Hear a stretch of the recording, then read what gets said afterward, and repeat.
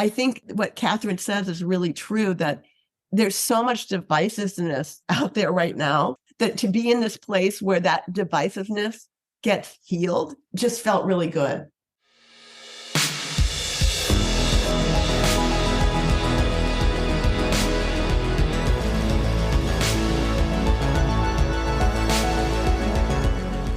Hey everyone, I'm Bianca Schultz from the Children's Book Review, and this is the Growing Readers Podcast. Today's guests are the powerhouse duo of Katherine Applegate and Gennifer Choldenko. They're here to talk about the book they co-authored, Dogtown, which is a highly entertaining story that will inspire kids to cherish and appreciate their furry companions. Now, here's what you need to know about these two incredible authors. Katherine Applegate is the #1 New York Times-bestselling author of beloved and award-winning books for young readers, including Otter, Home of the Brave, Crenshaw, Wishtree, Willodeen, and the one and only Ivan, for which she won the Newbery Medal. She's also the author of the Animorphs series and a beginning reader series, Doggo and Pupper, illustrated by Charlie Alder. Katherine lives in Southern California with her family. Gennifer Choldenko's best-known Tales from Alcatraz series has been called a cornerstone series in contemporary children's literature. Al Capone Does My Shirts, the first book in the series, was a Newbery Honor Book and the recipient of 20 other awards. All 4 books in the series were Junior Library Guild selections and garnered many starred reviews. Gennifer lives in the San Francisco Bay Area with her loyal husband and naughty dog. Before I share our conversation, allow me to unleash the book synopsis for Dogtown.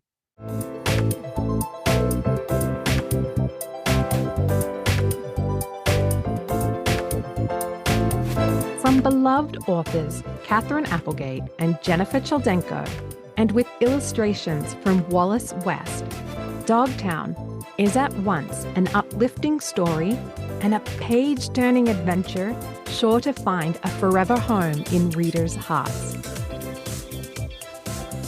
Dogtown is a shelter for stray dogs, misbehaving dogs, and discarded robot dogs whose owners have outgrown them. Chance, a real dog, has been in Dogtown since her owners unwittingly left her with irresponsible dog sitters who skipped town. Metalhead is a robot dog who dreams of being back in a real home. And Mouse is a mouse who has the run of Dogtown, pilfering kibble and performing clever feats to protect the dogs he loves. When Chance and Metalhead embark on an adventure to find their forever homes, there is danger, cheese sandwiches, a charging station, and some unexpected kindnesses along the way.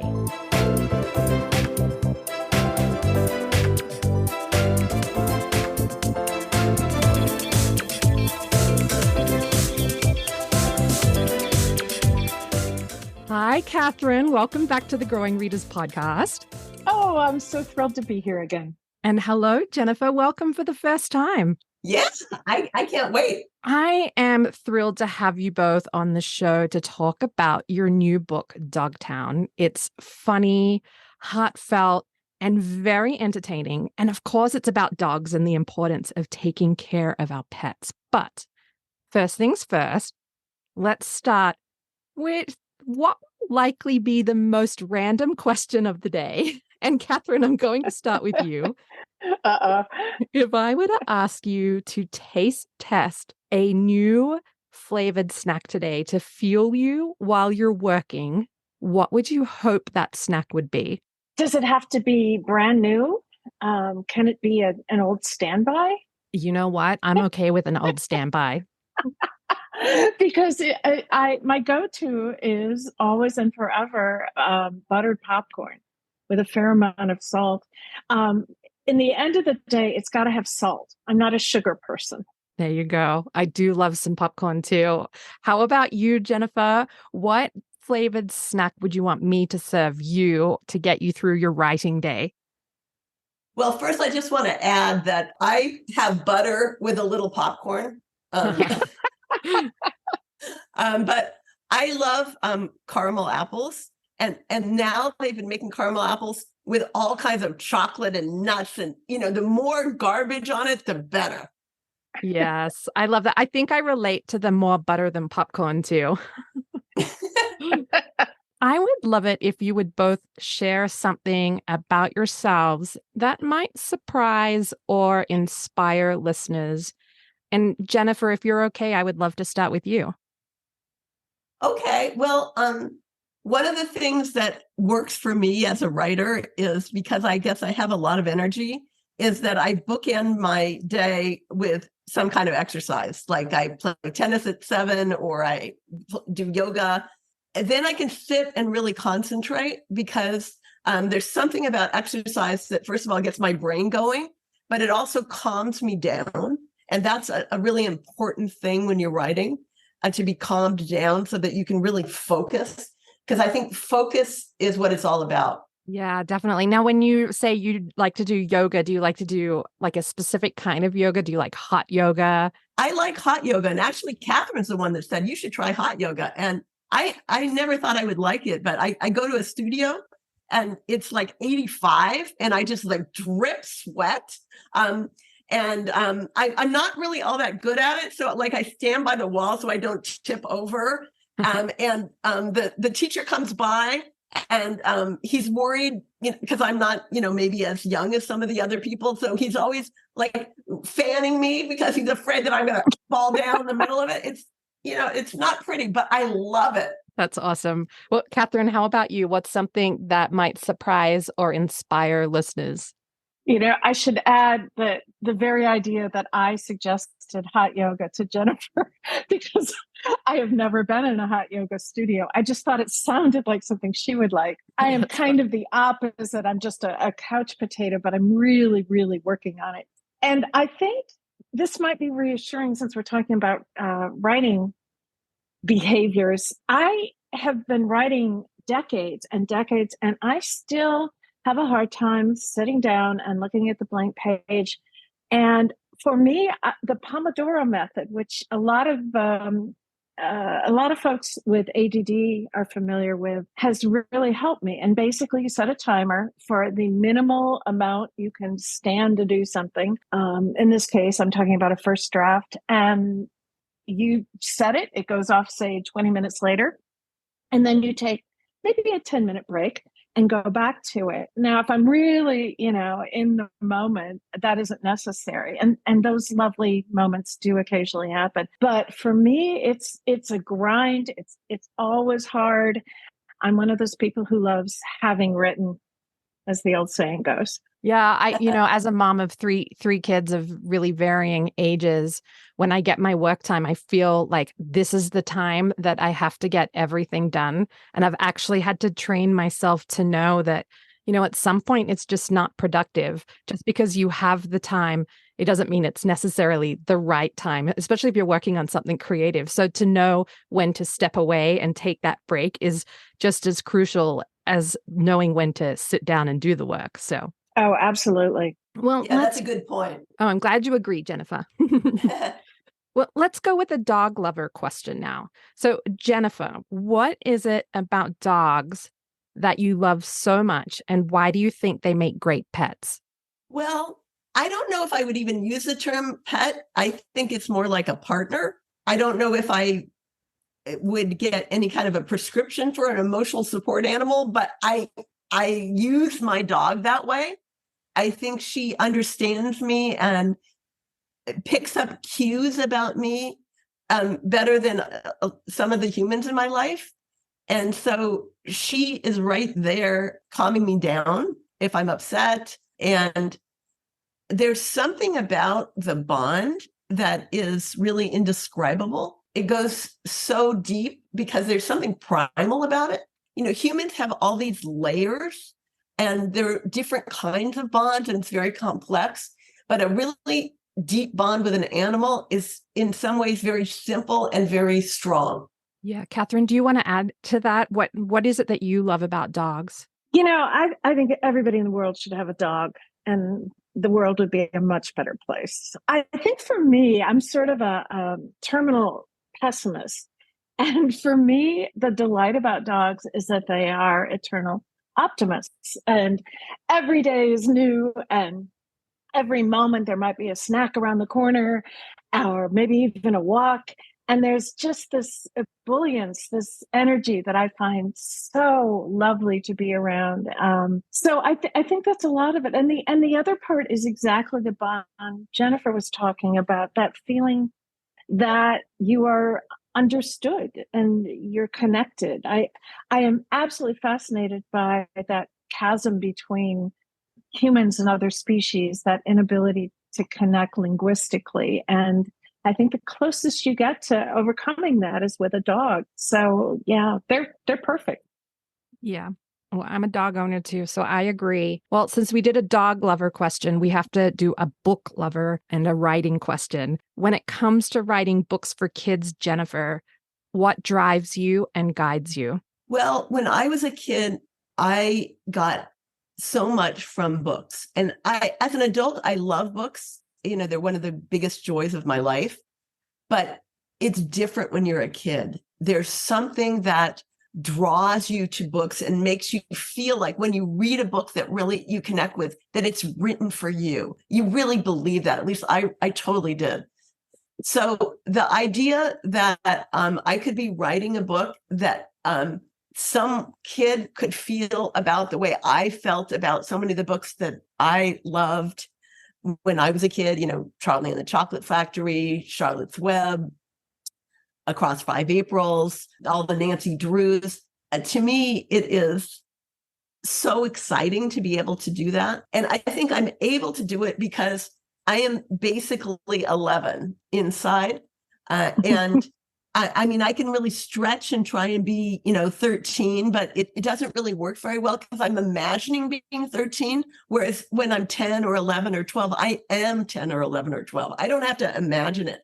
I don't know why. And, my husband is always saying, this is not something you should be proud of, that you're 11, but there you have it. Love it. Well, I have an 11-year-old at home. My middle child is 11, and she would probably love having a conversation with you over me right now. Well, here's a question again for you, Gennifer. Let's stay with you. Have you ever considered writing for adults? When I first finally decided, I used to write advertising for a living, and I finally decided that I couldn't do that anymore, and I was going to be the writer that I really knew I was. And so I started trying to write for adults. And it was a really terrible time in my life because I just didn't like it. I actually got bored writing. And I thought, well, maybe I'm not a writer. This is, something that I had believed all my life.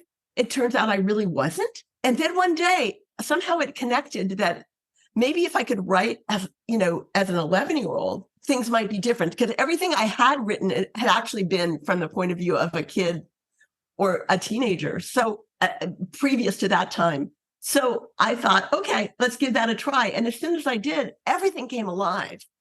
It was like everything was dark and all the lights came on and all the buzzers. And it was just so cool. And I've never been bored writing as an 11-year-old. Well, Katherine, the question I just asked Gennifer on what guides her and drives her, I actually asked you when you were on the show to talk about Otter last year. So I hope listeners will go back and check out that episode to hear your response on how children's books can lead to a path of hope, because your response was beautiful. So I'm going to ask you this question today. Both you and Gennifer are clearly dog lovers, but in terms of what guides you and drives you, what other connection points or what else was it that brought you both together to collaborate on this book? It's funny. I do think our inner 11-year-olds sort of connected as soon as we met. Gennifer just makes me laugh, which is the best kind of human being to be around. And we were neighbors, essentially. We didn't really realize we were neighbors until a mutual friend brought us together. But Gennifer used to walk her dog pretty much right past my backyard.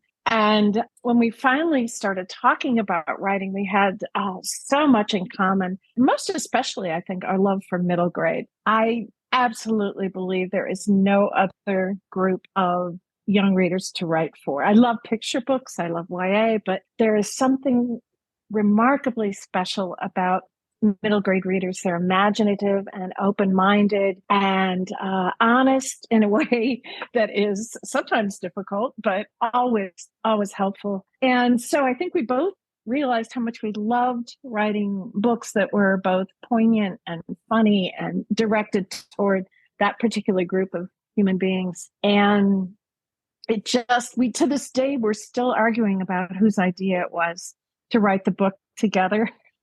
I think it was Gennifer. Gennifer thinks it was me.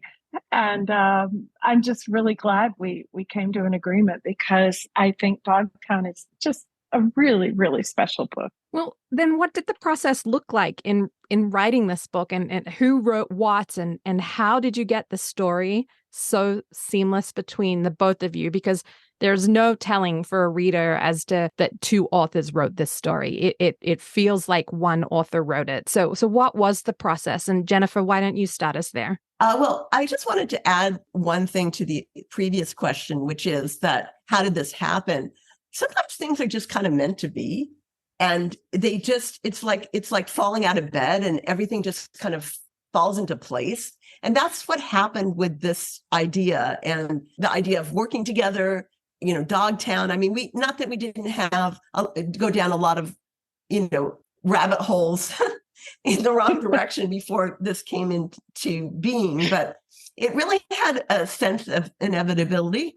And as far as how we did it, the interesting thing to me is, I have been writing by myself my whole life. And everything is about me and my decision, this and that, and this and that. And so it was really refreshing to actually have someone else on board during the process. I did not think I would necessarily be a good candidate for writing with someone else, but it turned out to be kind of just what I needed in terms of a shot in the arm for my creativity. Because I would send something we email all the time. We email sometimes 5 times a day. It's just kind of crazy. I'd send something to Katherine. Katherine would send it back. I would have trouble with something. I'd say, "Here, you do it," and then she would fix it and send it back to me. So I don't know exactly. I can't give you a granular structure for how it all worked, but it was kind of like all in some kind of a chaos that turned into an order. I love it. Katherine, do you want to add anything there? Yeah, I the only other person with whom I've collaborated is my husband. We did a series many years ago called Animorphs. And even then, as many of those books in a row as there were, and there were a lot, we could never really describe the process. And people are fascinated by it because I think they assume, you switch voices or you switch chapters, or someone takes description and dialogue and someone else does the heavy duty action. But we did all those things. And I think the same thing is true with Gennifer.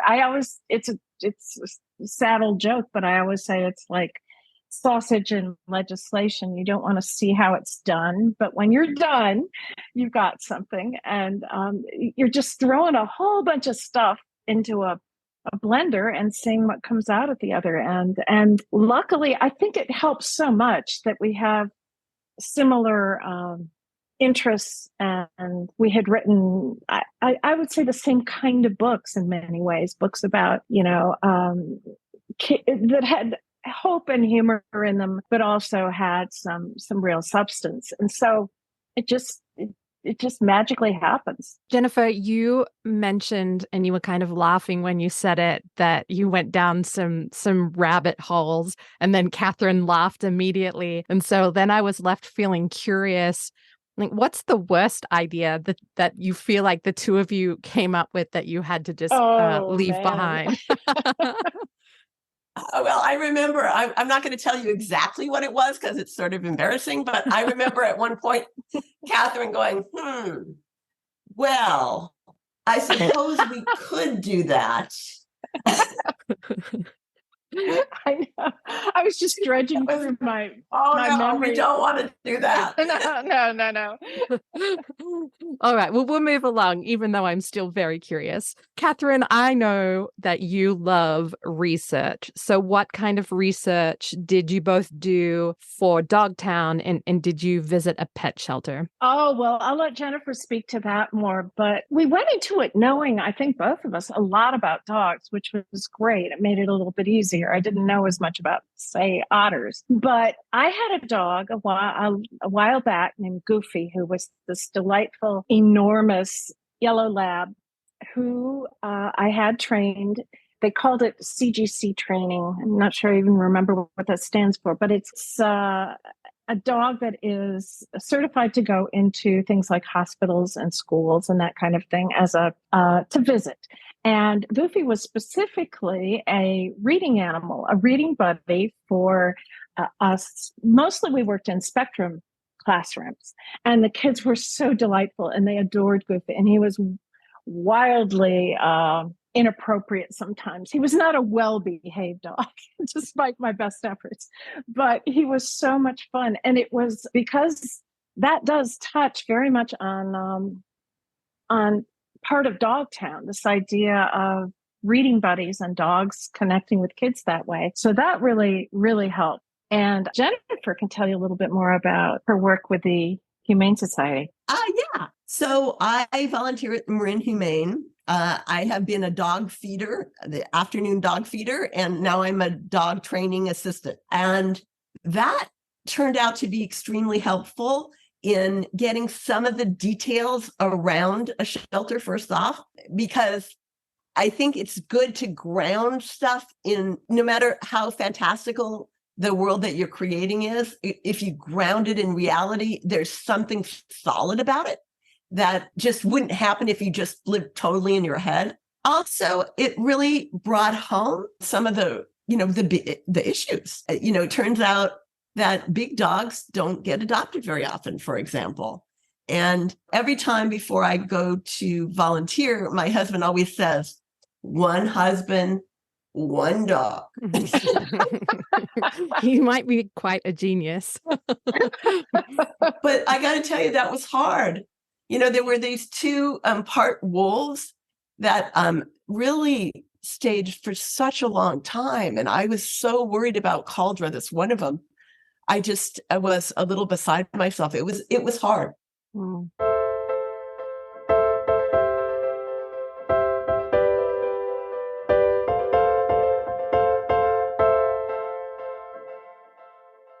Here's a question specifically relating to the dogs in Dogtown.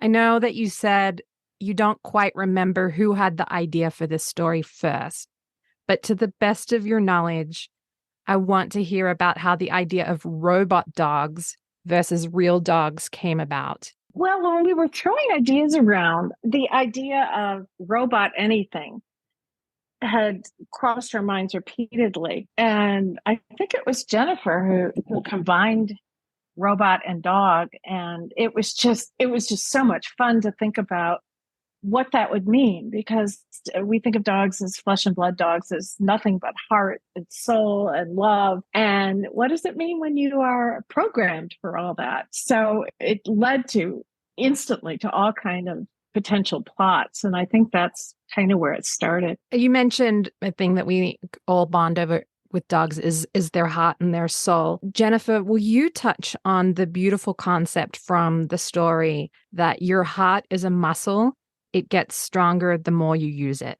Yeah, that's just sort of evolved as the story evolved. And it's something that I've noticed in life, that when you kind of put yourself out there and try to, be the person that you want to be, it's easier to keep doing that. So that was something that really resonated with me.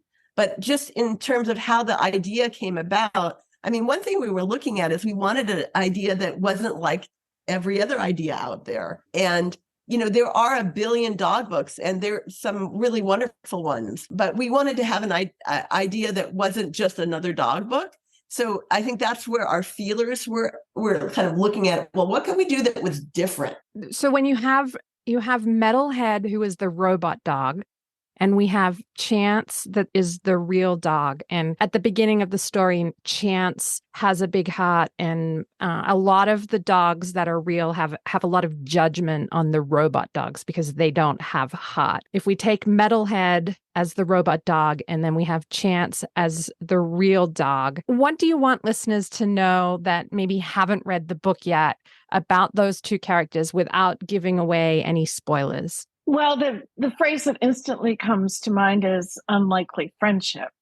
And I think a lot of what this book is about is overcoming those differences we have.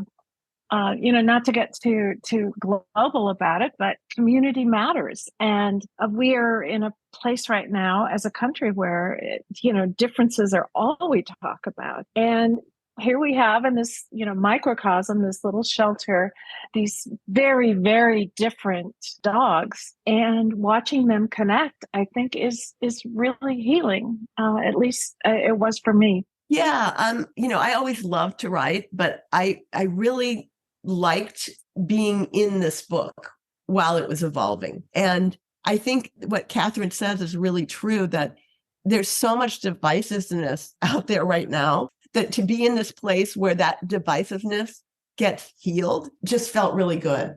We definitely cannot pass up on talking about the really fun illustrations. So, Gennifer, why don't you talk to us about the illustrations? When Wallace West agreed to illustrate this book, we won the lottery big time. We suspected, because we saw his dogs, that he would be good at it, but we did not realize just how deeply he got the book and how much he would add by the illustrations, bringing the book to life and shaping the book. Because illustrations really do that. They give a form to a book that it does not have without it. And he just has such a quirky, funny sense of humor, and he's so original. His illustrations do not look like anybody else's. Mm-hmm. So, I wasn't quite sure about him at first. And then we asked for some sketches of robot dogs. And it was like, oh my God, he totally got it. It was like, that was one of the high points of my career when I got this.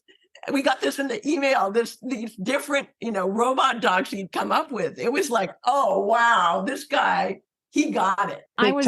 I was sitting next to my son. We were reading side by side. He had his book, which was another highly illustrated book. And I was reading this and I kept laughing. So he had to put his book down to come and see what I was laughing about. And the one that I remember the most that he thought was really funny, it was the illustration of Metalhead that's all labeled, like his anatomy is all labeled, and the farting bottom. And my son thought that the fact that this robot dog farts was just hilarious. So what are some of your favorite illustrations from the book, Katherine? Well, of course, there's the toilet. We have all seen our dogs drink out of the toilet, so I have to put that one up. Eventually I'm going to have that printed and put in my bathroom for sure. But there are a couple where Metalhead is having these really poignant moments, and it just astounds me. I'm not remotely artistic in a visual way, but the way Wallace got these really moving moments out of just a line or two, it just boggles my mind. Gennifer was absolutely right that we won the lottery. So I think some of my very favorite illustrations are anything involving the robot dog. What about you, Gennifer? Any favorite parts? Yeah, I love the combination of real dogs and metal dogs. And I love somehow when Chance and Metalhead interact in a kind of something like a prison setting. I don't know why, but I mean, it is a little like a prison that, Kendall, I got to tell you, it is. But I don't know, that just cracks me up. And I also like what he did with Mouse. He made Mouse come to life in a way that I hadn't imagined. And so that added a lot also. Katherine, I would love to know what your favorite thing is that Gennifer brought to this book. Oh, where to even start? It's so broad, but the heart and the humor. I knew working with her that the book would be funny, and that as I said, that's the thing that drew me to her both as a person and to her books. I also knew that she would be so good at plotting and at generating ideas. Plotting is really difficult for me. And so, when there was a moment of, I don't know where this should go, Gennifer always had 1,000 ideas, and they were all brilliant. I'm working on a book solo now, and it's really kind of a bummer because I don't have that that wonderful support network anymore. So I may just have to send everything to her to have it vetted now. Gennifer, what about you? What's your favorite thing that Katherine brought to this book? Well, I remember at the very beginning of this process that we agreed, and this is going to sound maybe weird to you, but that our friendship would come first. And we've really kept that the friendship comes first and the book comes second. And I know, you're supposed to put the book first, but it turns out that when you're collaborating with someone, having the friendship come first is really, really important. So that's one thing. But what I've learned from watching Katherine make decisions and interact, she's a lot more astute, professionally than I am. So she is. So that's been a learning experience. But the most fun thing is when, we could make each other laugh. She would send something and I would crack up, and I would send something and she would crack up. And somehow that life really, I think, infused into the book. Like I said up front, is when I read the story, had I have not known it was co-authored, it felt so seamless. And just the two of you definitely, my kids think it's funny when I use this word, but you vibed, like you vibed together, and it feels like one person wrote it. Okay, let's stay with you, Gennifer. What are your hopes for this book when it's out in the world? What do you hope readers will take away? Well, our first number one goal was that we write an entertaining book. Especially as we said, it's hard out there right now. I mean, we as a country have been through an awful lot with the pandemic, et cetera. And, we wanted to entertain. We wanted to have an entertaining book, but we also wanted to have something that, once you're done, it's not like eating McDonald's. There's still something there. So we wanted an entertaining book that also had some gravitas. Gennifer's so right. At the end of the day, I think the most important thing is that you write a book that even if it's just one child, they hug it to their chest and love it. It's so important to be entertaining. And I was a very reluctant reader. It took me a long time. Charlotte's Web was my gateway drug, but it took a long time for me to really understand how wonderful reading can be. And so, if one kid picks this up and loves it and laughs and maybe thinks a little bit more about friendship and kindness, I think we've done our job. Absolutely. Well, we can't have the Growing Readers podcast without talking about how to be a writer. They say you need to be a reader first. And Katherine, in our last conversation, you talked about how you were slow to come to reading.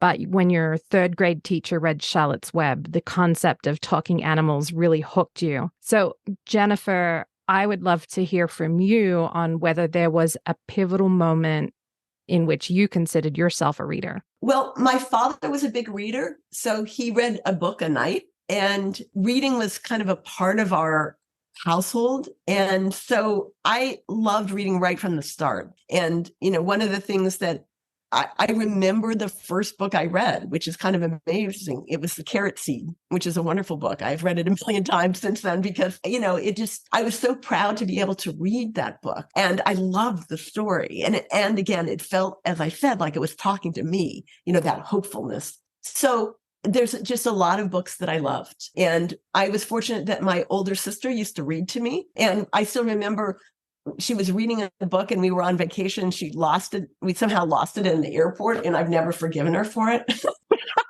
But, in terms of the books that I loved Harriet the Spy. I really thought, Harriet the Spy was me, and I don't know why.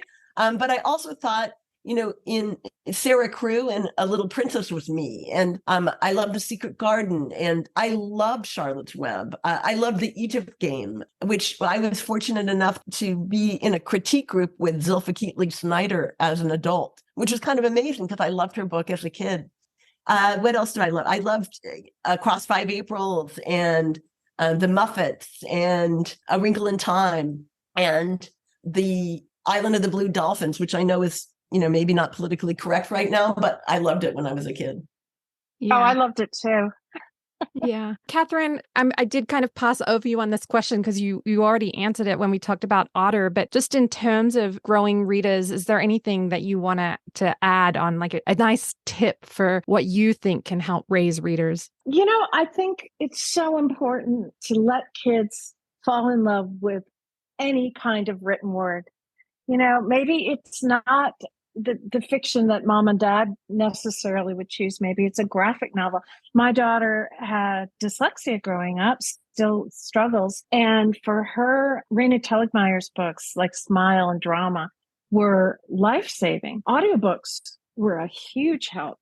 And I think all too often, parents get up in arms about, I remember, I to this day, I think Junie B. Jones is one of the best series ever written for kids. I just think it's hilarious. And there are parents who don't like it because she misbehaved. Same thing with, anything Dave Pilkey, my gosh, I adore. So I think it's really important to just, open the doors wide. Anything that involves words on paper or on a laptop, go for it. Yes, reading is reading is reading. Exactly.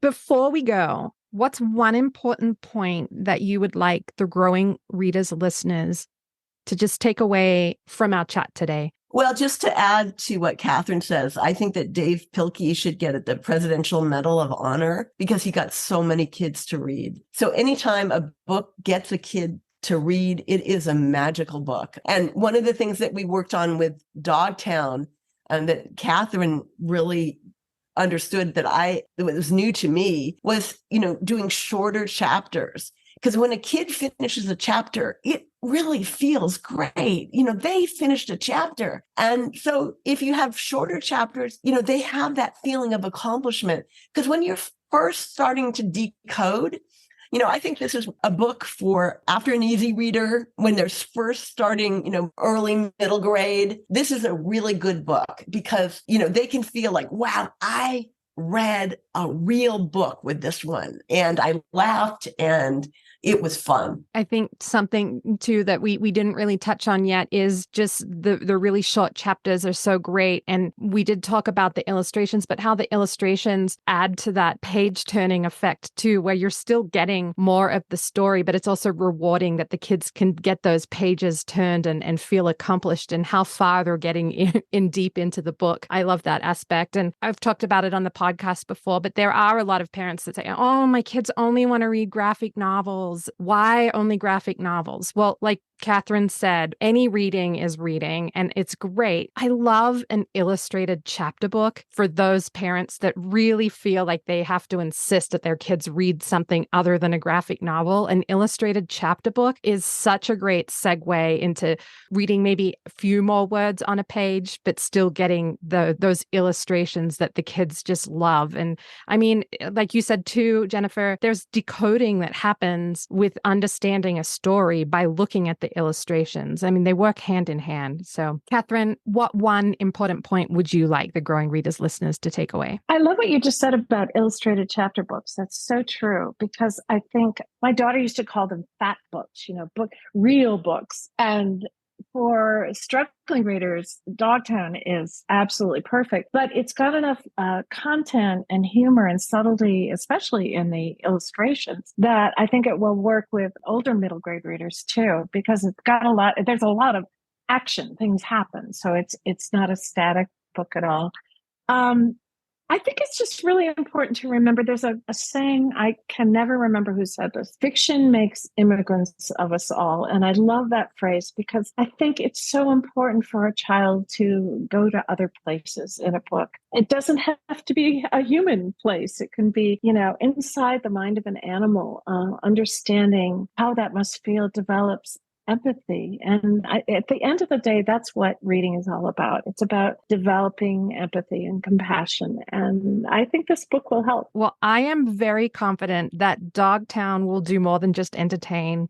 Like you said, compassion is an essential value, and stories about animals are perfect for cultivating it in young minds. So I believe that Dogtown is a story that will inspire kids to cherish and appreciate their furry companions. It's full of heart and brings joy and laughter. And who doesn't love a book that makes you smile? So thank you both for writing it. Thanks for writing all the incredible books you've both put into the world. And just thanks for being here today. You're both appreciated so much. Thank you. Thank you. This has been so much fun. Thank you so much for joining us on this quest for growing readers. Be sure to check out our show notes. You'll find links to order a copy of Katherine Applegate and Gennifer Choldenko's Dogtown. You can find out more about Katherine Applegate at katherineapplegate.com and Gennifer Choldenko at jennifercholdenko.com. Both links are in the show notes too. And remember, if you love listening to the Growing Readers podcast, you can hear it on Apple Podcasts, Chromecast, Spotify, or anywhere else you enjoy listening. Be sure to follow the show to get new episodes as soon as they launch. If you're enjoying our book chats, please leave us a review. And most importantly, go and tell a friend to come and have a listen. The Growing Readers podcast is a production of the Children's Book Review. To find more books just like Dogtown, I hope you'll visit us at thechildrensbookreview.com.